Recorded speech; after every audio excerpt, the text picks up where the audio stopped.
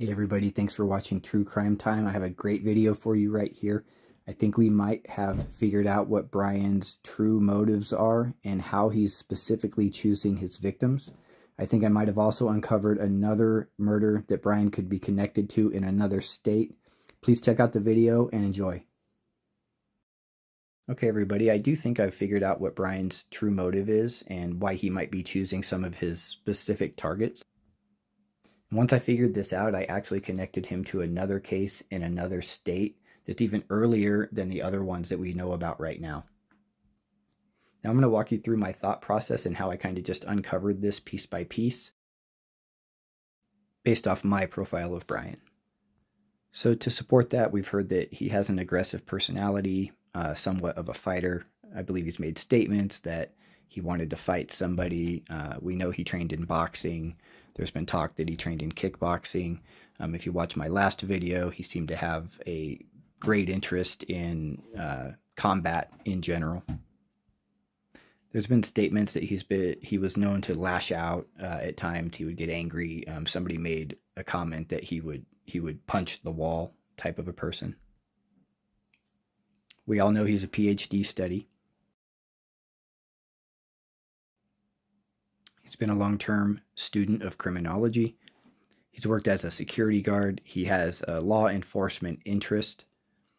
He's a registered libertarian. He travels across the country from Washington to Pennsylvania. And from what I've seen, he has limited social media content in general with actual people. I have one theory as to maybe why we don't see a whole lot of that, but I also think it's part of his personality. I don't think Bryan had a lot of friends. You'll notice that in all of the media and news reports, there really hasn't been anybody coming out and saying, oh yeah, I hung out with Bryan. It was all people who kind of knew him when he was younger. So I think that plays a little bit of a part into his personality and also supports my theory that I'm going to share with you. Now you'll see I have FBI in parentheses there. I'll explain what that is when we get to that part of the video. It's coming up here. So kind of like everybody else, this is just kind of my initial groundwork of what we know about Bryan. And then from here, I was just trying to figure out as much as I could, right? Now, in order for this to make sense, I have to kind of drop a few things that I read in the process that either stood out to me or maybe it was something I referenced later on after we learned something new. So this had come out about Bryan early on, and I had to read it twice just because of the way the wording was written, and maybe that's why it kind of stuck with me. But this is in regards to a poem that Bryan's mom wrote after the Uvalde shooting, and there's a comment here where she says, I would like to respond to the general misconception often represented on this page that all Democrats support abortion rights. I do not personally support abortion and by all means do not support the death penalty. So she's kind of making that statement, to whomever's interviewing her about that poem that she had written. Now just keep that in mind because as we move forward, that is something that came back around once we started putting this together. The other thing I noticed is right when Bryan was born, his parents had to file for bankruptcy. And this last sentence is really key here. They filed for bankruptcy again in 2020. That is, in my opinion, somewhat significant to around the time that Bryan, I believe, started committing the crimes. After you finish watching the video, let me know what you think about that in the comments. Now remember, the goal here is we're trying to figure out Bryan. What are his motivations, right? Okay, so here's some comments that just kind of support what we were talking about earlier. You can see here up at the top, the person who mentioned that he was bullied, she attended elementary, middle, and high school with Kohberger. I think that's probably, in his elementary and middle school years is maybe when he got picked on a little bit. I think by the time he hit high school, he wasn't picked on as much. And then you see the comment there that others who knew him didn't recall him being bullied at all. And then there's just kind of some comments about that and that he had anger issues. He would have outbursts and things like that. So far, that lines up with what we seem to know about Bryan. And here's the pictures I was talking about. There he is, I'm assuming probably middle school. And then I think that's probably close to when he was in high school. And you can kind of see the progression there as he gets older. Okay, again, and just supporting what we know about Bryan, according to public records, he's registered to vote as a libertarian in Pennsylvania. He graduated from DeSales University with a psychology degree. And there was a quote that you might recall he had, I believe it was on his business card from Aristotle. It is the mask of an educated mind, to be able to entertain a thought without accepting it. Now, the reason I like to recap this part is there was a small piece of information in the media that I found that kind of helped really break this open, and I'll show you that here soon. Okay, everybody, now this wouldn't be true crime time if it didn't get a little bit dark. This is where things get a little bit crazy, so you're going to have to stick with me here. Now, even though we have this generic info on Bryan, I wanted to know more about him, right? I wanted to figure out who the real Bryan was, and again, figure out who is this guy? What's his motivation here? Now, I'd been following the case, I mean, minute by minute since it happened, and when they arrested him and his name came out, of course, I was searching and trying to figure out as much as I could. And so I immediately checked his Instagram, and I was able to get some screenshots. I mean, I caught it, like, I think as they were deleting it. So I was able to get a couple of screenshots from what I believe to be his Instagram account that was online. This was the day that they were like executing, or the day after they were executing that search warrant on his apartment. Now, I had that FBI piece in quotations earlier, and I do think that you know, part of my theory is that Bryan had multiple social media accounts, Instagram accounts. And I think, you know, for example, he was following Kaylee and Maddie, and I think he did utilize different accounts to kind of hide his true interests.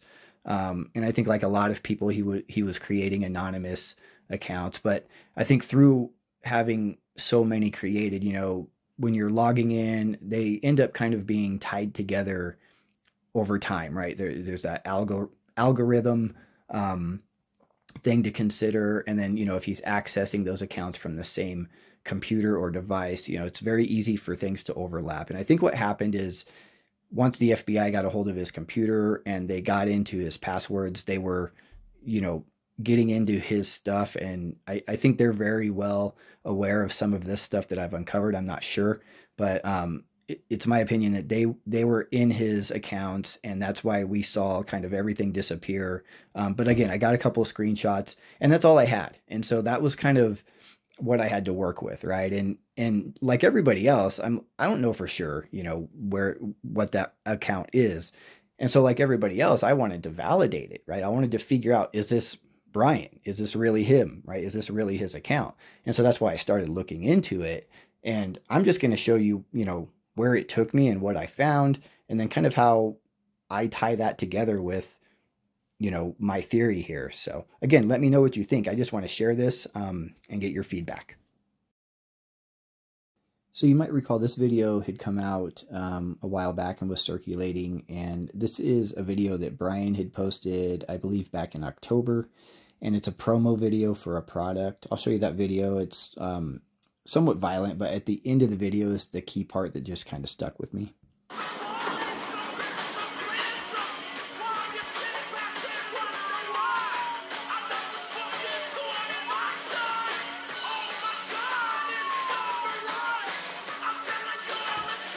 Okay, you see it right there. So that goon logo at the end of that video really just stuck with me, you know, and then I continued to just look into Bryan more, and it was really interesting because this came back around later on. Now remember, we're just trying to figure out Bryan and figure out if the clues that we have are valid and line up with who he is, right? Okay, so I mentioned some of the Instagram screenshots that I had. Like everybody else, I was just trying to kind of validate these and look into them. So I started checking these. From what I can tell, these are primarily commercial accounts for either products or businesses, you'll see what I'm talking about. And of course, none of these accounts are associated with the crime. They're not responsible for the crime. These are just things that Bryan was interested, right? These are things that he was following, and we're trying to figure out if it's valid. So you remember the goon tape promo that Bryan had posted?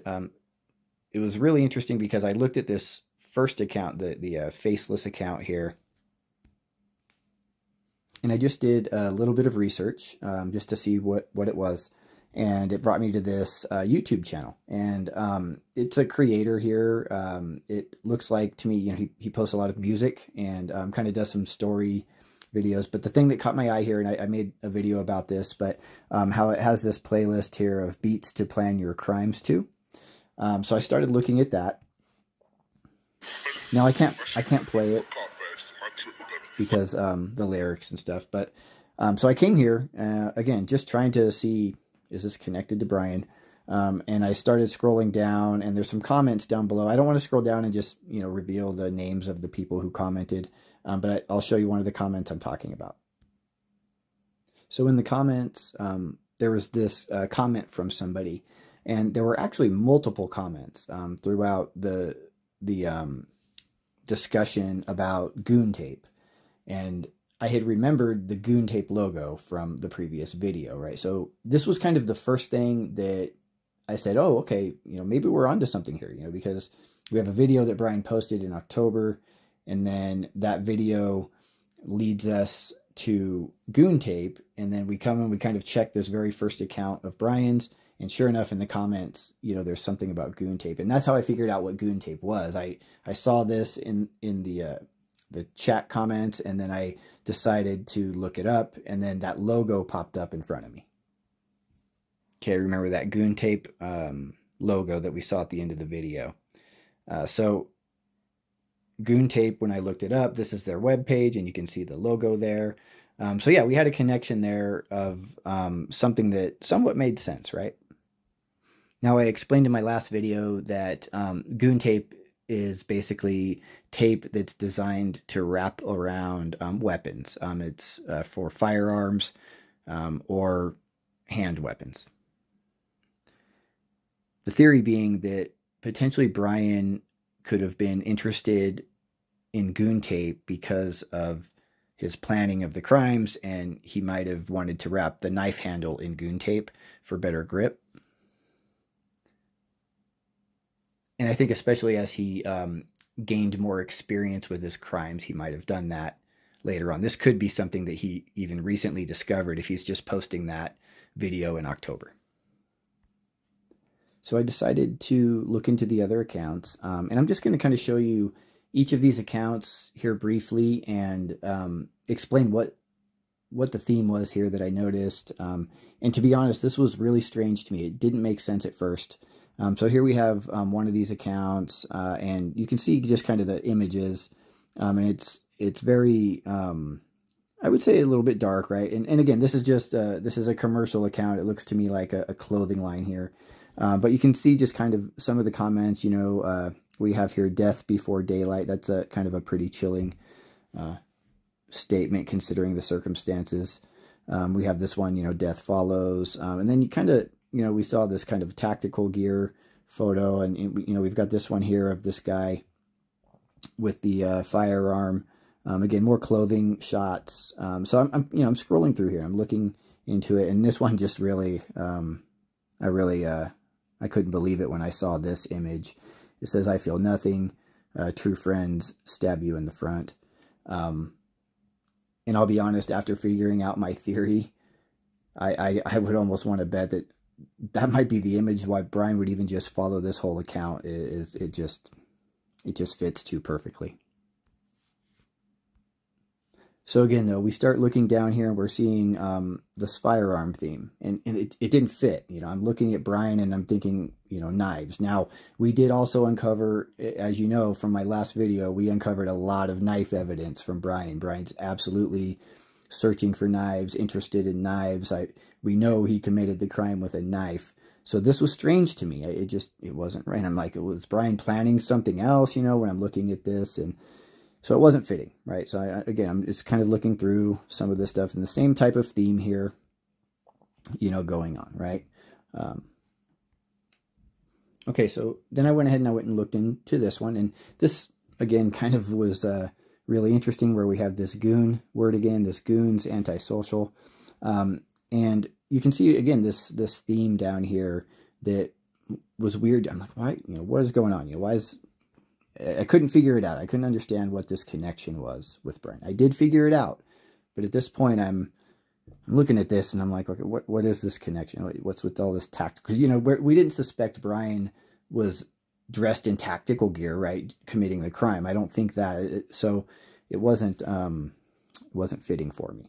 So again, seeing the same theme here, interesting. We see this. Almost the same logo that we saw, right, or the same mask that we saw in that goon tape video, and then we see here the sticker that says Goon Squad. I almost wonder if this could be a connected company in some way to that. So again, now we had you know, the previous account that was the tactical stuff. We have this one that's the tactical stuff. All right, so here's another one. And you can see here it's a brand, right? And it's end of era 76.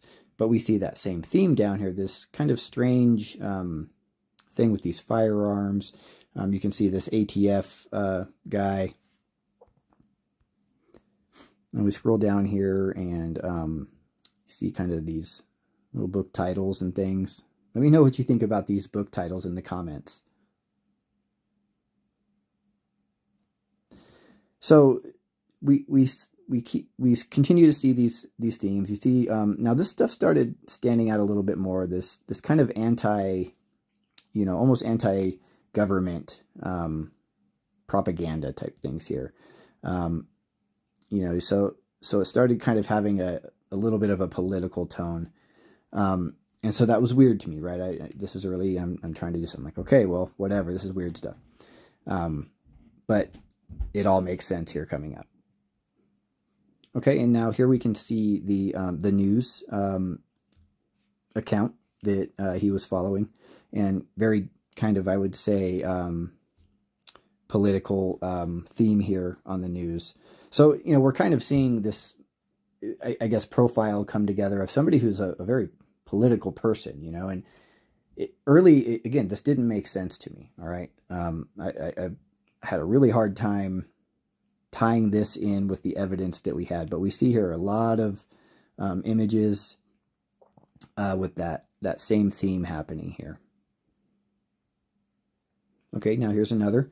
You can see once again we have this kind of theme going on, this militia services. We see the photos here, you know, with the ski masks going on.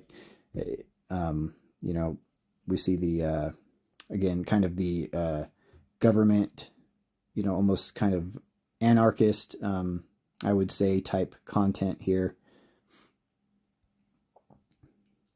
So this was interesting. Now I can't play it because of rules, but this video here with the police officer, she essentially says, hey, when you see the police come in, get out of the way. And then it cuts to this guy shooting a gun out the back of his car as if he were going to do that, right? If the police were to roll up on him, right? So it kind of had this anti-government tone to it, right? And we see the militia. So I saw this zero sleep thing, and I'm like, oh, that's, you know, started looking into what that was, you know, kind of, you know, when I would go to these accounts, I would also try to hit these links up here to see if it took me to a web page and things like that. Okay, so here's the Zero Sleep web page. Clothing line, very interesting. We see the ski mask theme. They sell multiple colors. I wanted to ask everybody about this as well. So when we look at the product, again, it's a commercial or a brand type thing.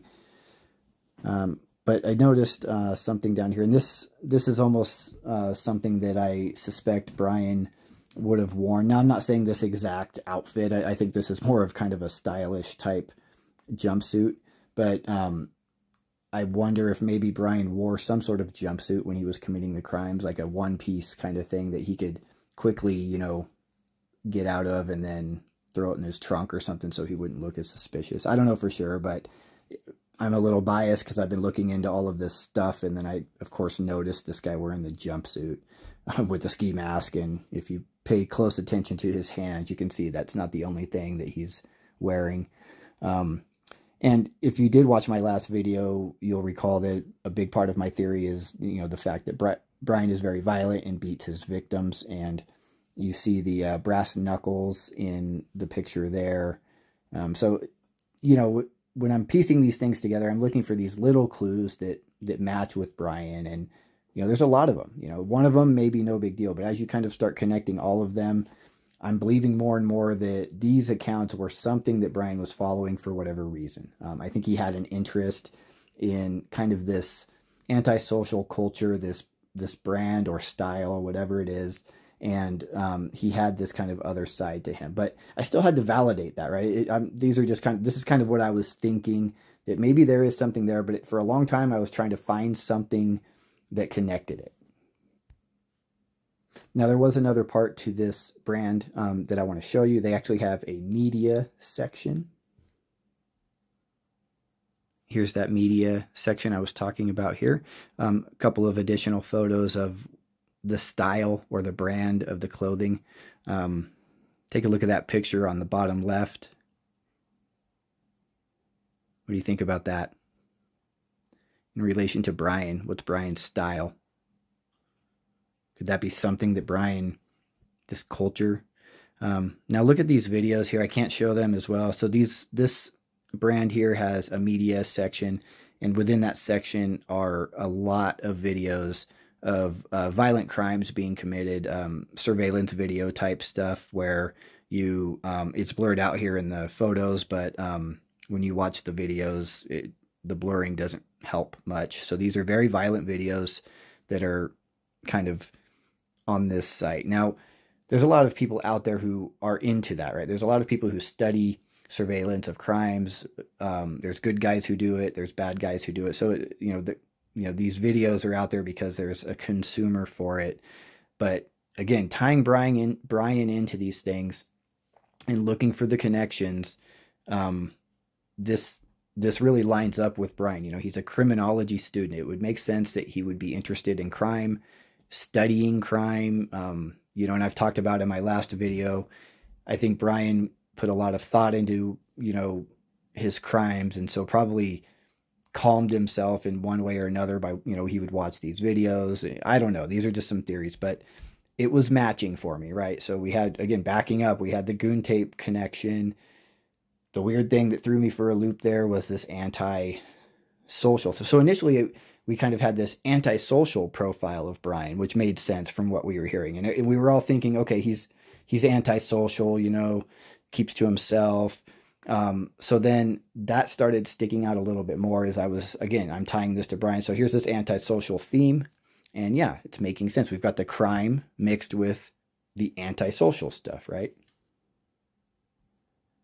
So here's another shot of some of the video footage that is available there. So what does everybody think about this picture on the right? I'll be honest, when I read that quote, it did make me smile a little bit, considering where Bryan's sitting right now. Let me know in the comments below what you think about that little quote in the picture there. Someday my crimes will catch up to me. They sure did.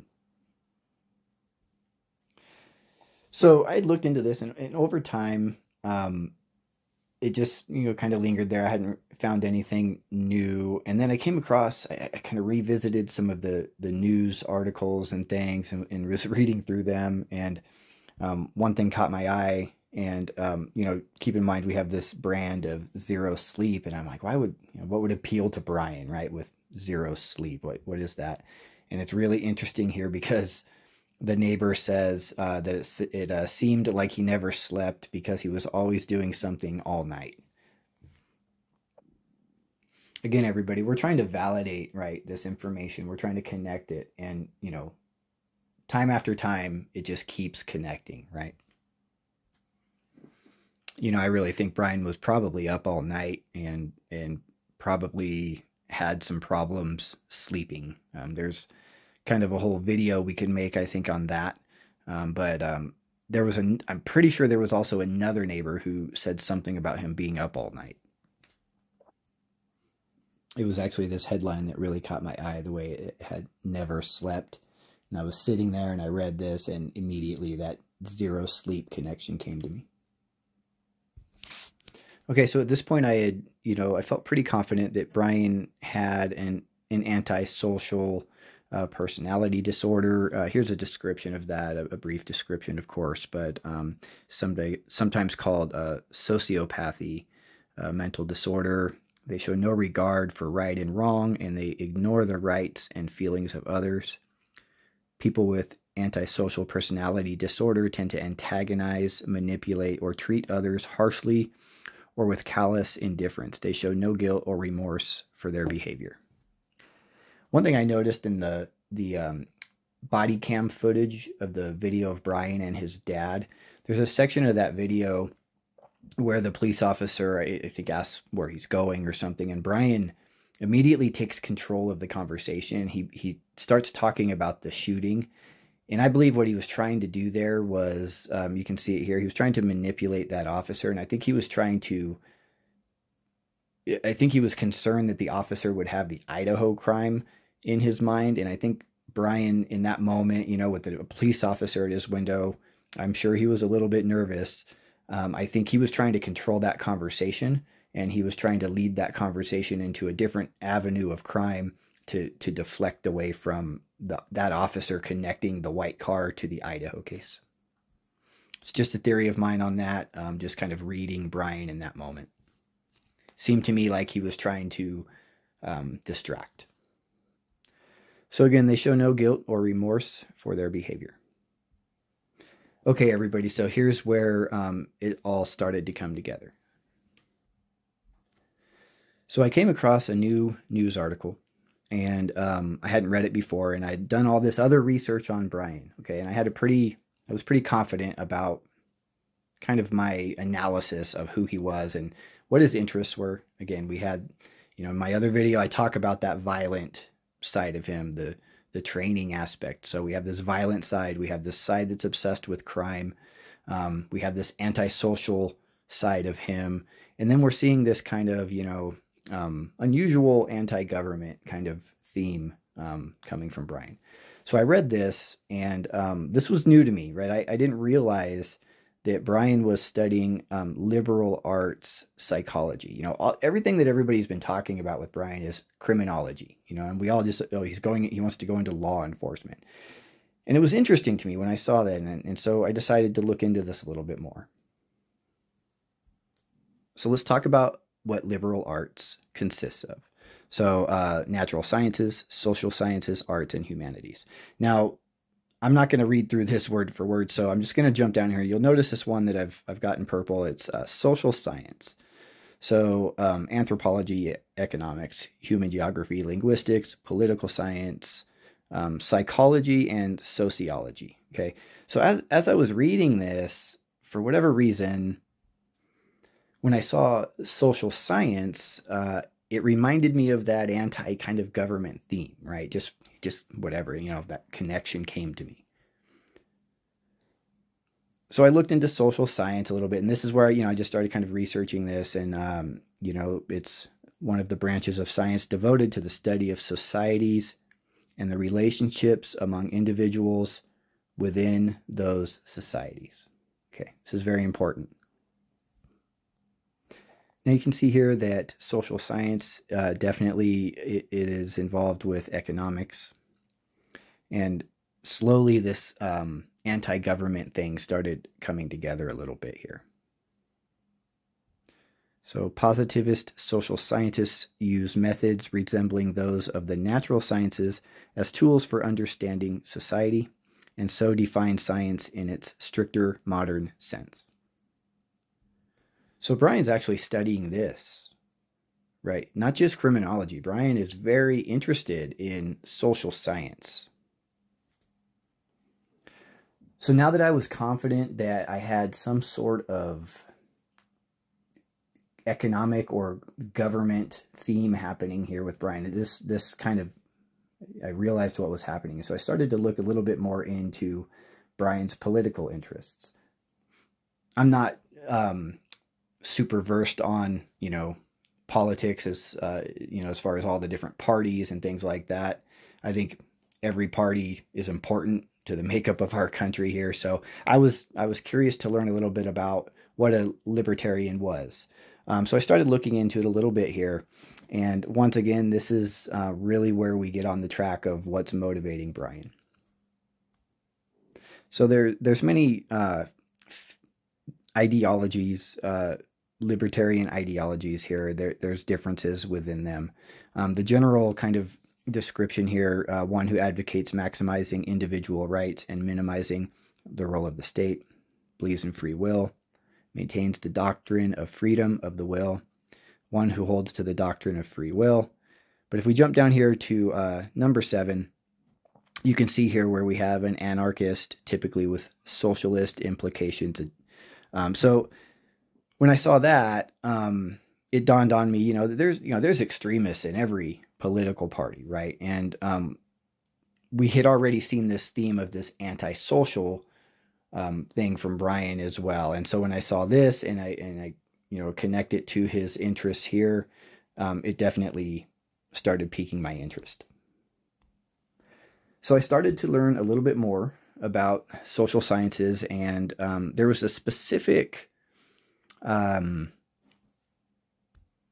belief within certain groups that I found, and it's called social Darwinism.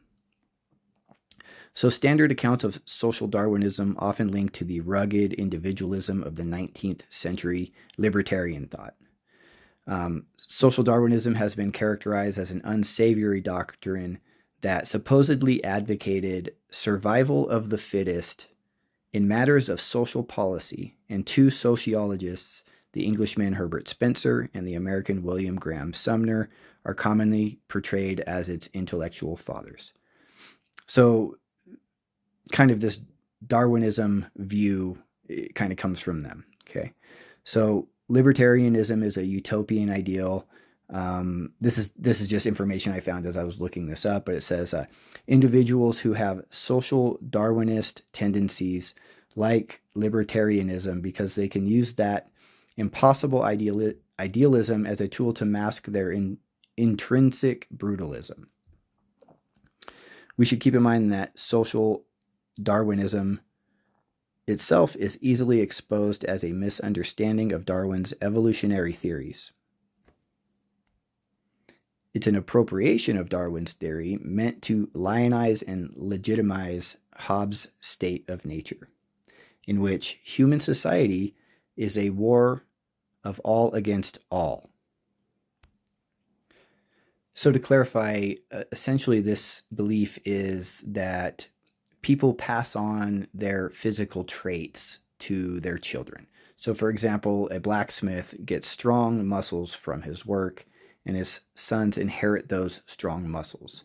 And there's this ideology as well on the extreme side of it. You heard me mention the survival of the fittest. So what that is essentially the extreme view of eliminating those in society who have undesirable traits. Now, I'm not an expert on this stuff. I don't know karate. I know crazy though. And I'm kind of learning about this as I go, but there's some very extreme views that I believe Bryan has about society in general. Okay, just to clarify here, social Darwinism refers to various theories and societal practices that purport to apply biological concepts of natural selection and survival of the fittest to sociology, economics, and politics, and which were largely defined by scholars in Western Europe and North America in the 1870s. Social Darwinism holds that the strong see their wealth and power increase, while the weak see their wealth and power decrease. I don't know, this one here was a little creepy to me, but survival of the fittest. So again, this comes from the Darwinian evolutionary theory. The The biological concept of fitness is defined as reproductive success. In Darwinian terms, the phrase is best understood as survival of the form that will leave the most copies of itself in successive generations. This is a way of describing the mechanism of natural selection. Natural selection is the differential survival and reproduction of individuals due to differences in phenotype.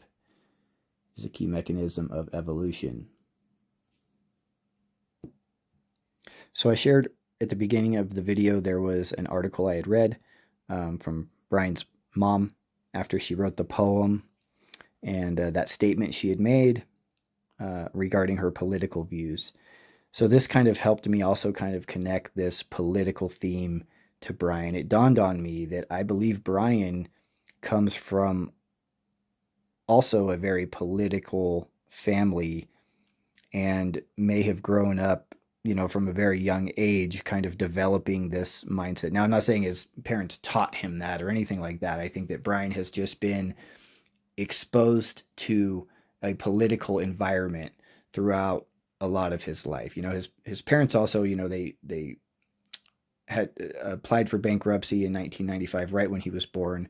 And then they did it again in 2020. And I think that could have also been part of where Bryan got angry. And again, he's got this anti-government view, and there could be some maybe connection there for when he started committing the crimes. I think it was 2019 that he began committing them. And, you know, if his parents were kind of going through hard times in 2019 leading up to this, it could have been a difficult time for Bryan as well, which could have started manifesting this kind of angry, social, anti-government persona.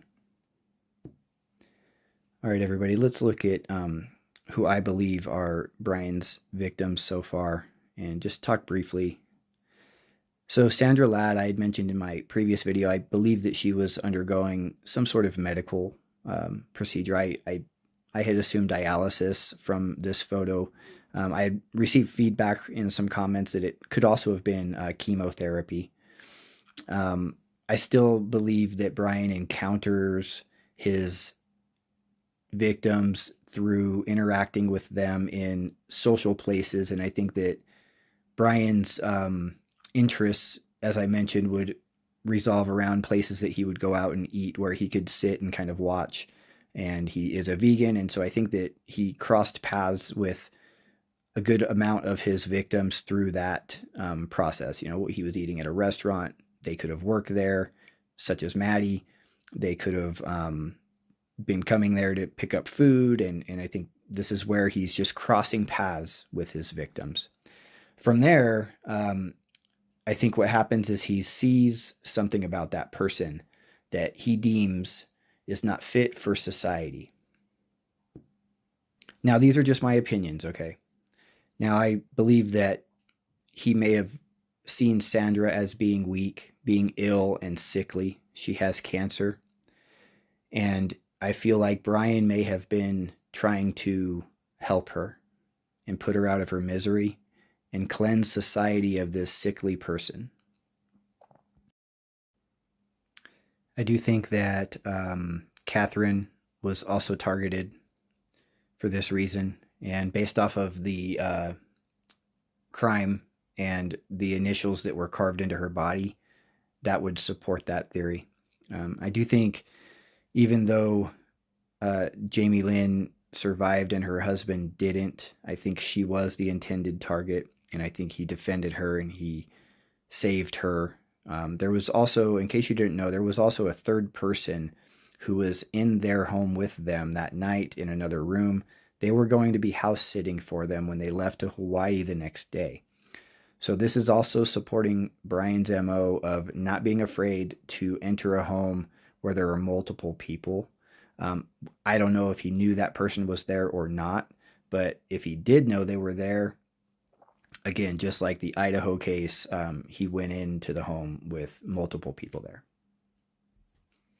Now, once I figured this out, I did connect Bryan to another case. I had already been looking at this case because in the body cam footage from the police officer when Bryan was stopped, there was a statement that Bryan made that really stood out to me and once again supports my theory. If you watch very closely, Bryan actually says to the officer that they're going to get some Thai food. That's at least what it sounded like to me. So when I heard that, Indiana suddenly became interesting to me because, as you know, I've connected Bryan to targeting his victims at food locations. And here is Bryan driving across Indiana out in the middle of nowhere, and the police officer asks him, you know, where are you headed? And Bryan says, we're going to get some Thai food. And then his dad immediately jumps in and says, well, we're driving from Washington, and, you know, starts kind of telling him everything. And you see the look Bryan gives him. But it was interesting to me that Bryan said that because it made me think that Bryan had been there before. You know, Bryan almost motions, you know, with his face, kind of, we're going to get some Thai food, as if they're heading somewhere just up the way that he knows about. And so I started looking into Indiana, and there was a particular case out there that stood out to me. Okay, let's listen to the news report for this case, and then I'll point out to you why I think this could be connected. You might catch it yourself as you just listen to the video. Repeatedly stabbed, the victim ran to a neighbor's apartment for help, but it proved too late to save his life. Now police are trying to figure out exactly who committed the killing and why.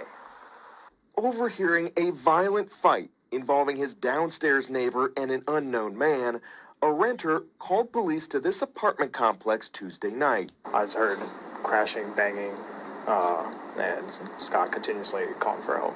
So I called the police just to, you know, break it up or something. And not 30 seconds later, he was at my door. While on the phone with 911, Jory Rogers says his neighbor, who lived by himself, ran upstairs with stab wounds to his neck and head. Well, I was on the line with, they were telling me to put a towel around his throat, try to... Okay, so take a look at this video. They're going to explain the crime a bit. I have another video I'm going to show you that has a little more detail after this, but please pay attention to the details of the crime here and the way that the crime unfolded.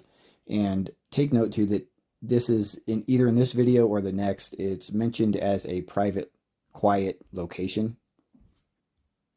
So this case really has a lot of markers that fit Bryan. So listen to this. Ran to a neighbor's apartment for help, but it proved too late. Let's just back it. After being repeatedly stabbed, the victim ran to a neighbor's apartment for help, but it proved too late to save his life. Now police are trying to figure out exactly who committed the killing and why. Overhearing a violent fight involving his downstairs neighbor and an unknown man, a renter called... Okay, everybody, we know Bryan's MO, right? Bryan likes to fight. He's very violent. Right off the bat, here's a situation where we have a violent fight. Police to this apartment complex Tuesday night. I just heard crashing, banging, and Scott continuously calling for help. So I called the police just to, you know, break it up or something. And not 30 seconds later, he was at my door. While on the phone with 911, Jory Rogers says his neighbor, who lived by himself, ran upstairs with stab wounds to his neck and head. Well, I was on the line with dispatch.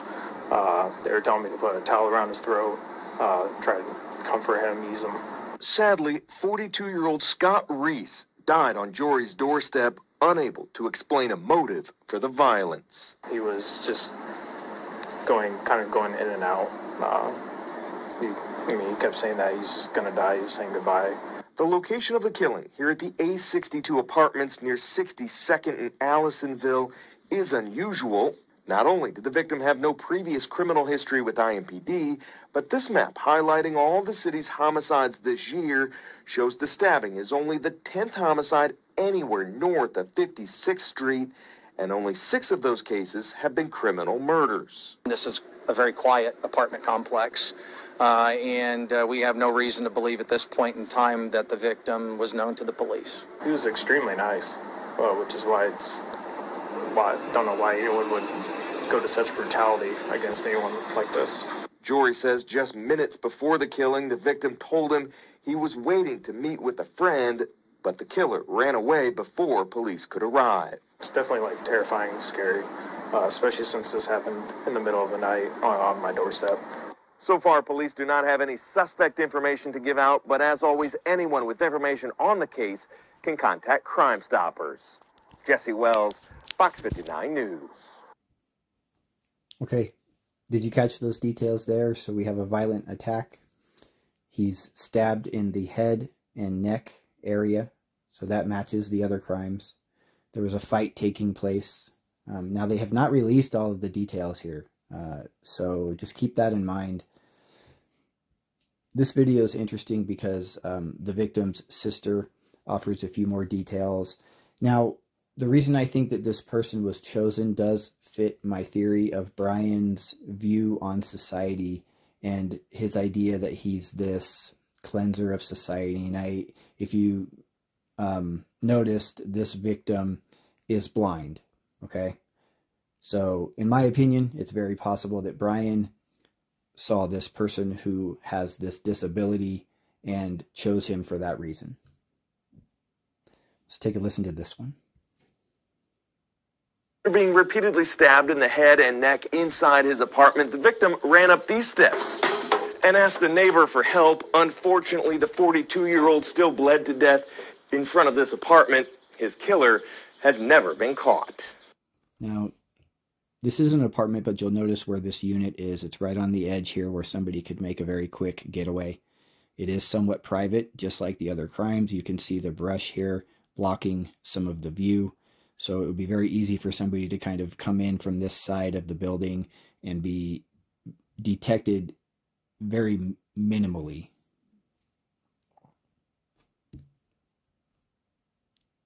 In late October, police were called to this apartment complex and found a man stabbed to death. This crime occurred on October 29th of 2019.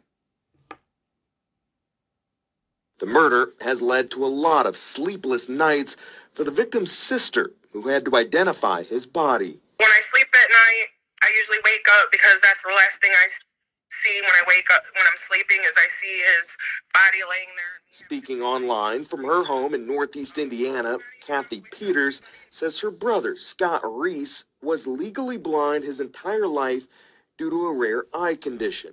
My brother overcame so much in his life being legally blind. There was nothing that ever stopped him. Now, this is just kind of a side note briefly here. And I wanted to ask everybody else what you thought.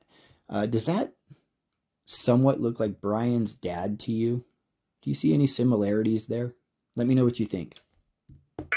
Unfortunately, until his death. Without these, there's no way in the world I'd be actually able to see that. During the final game of the Colts' 2016 season, we profiled Reese, who used a special visor to watch his favorite team play for the first time. I was actually able to see that was Pat McAfee. If you told him he couldn't do something, he just pushed to do it more. A lot of his friends, they'll tell you that they didn't even realize that he was blind, legally blind. I mean, people knew that he was, but you would forget. Reese lived alone in this apartment. He had no kids, and his parents had passed away. His sister, Kathy, was his only immediate family remaining, and she does not understand why anyone would have killed her brother. There's absolutely nothing. Nobody can figure this out. He had so many friends. He got along with everyone. And there's nothing to shed any light on this. Except for true crime time, everybody. Neighbors reported hearing a fight before the stabbing. Kathy says it doesn't appear anything was stolen from her brother's apartment, and the motive for the murder remains a mystery. It's horrible because I just want answers. I want to know why somebody would do this. I would just do anything to have a little bit of piece of information to figure out what happened to my brother. As always, anyone with information on this unsolved homicide can still contact Crime Stoppers. Jesse Wells, Fox 59 News. Okay, so again, after being repeatedly stabbed in the head and neck inside his apartment, the victim was able to run upstairs to a neighbor's apartment for help. Unfortunately, he did not survive. The killer still has not been caught. Remember, a fight was taking place here. We don't know the exact injuries to the victim.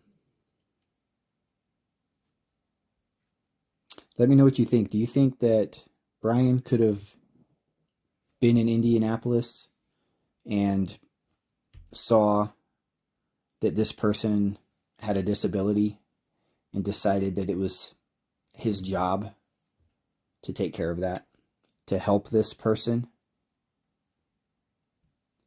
Bryan traveled a lot back and forth from Washington to Pennsylvania.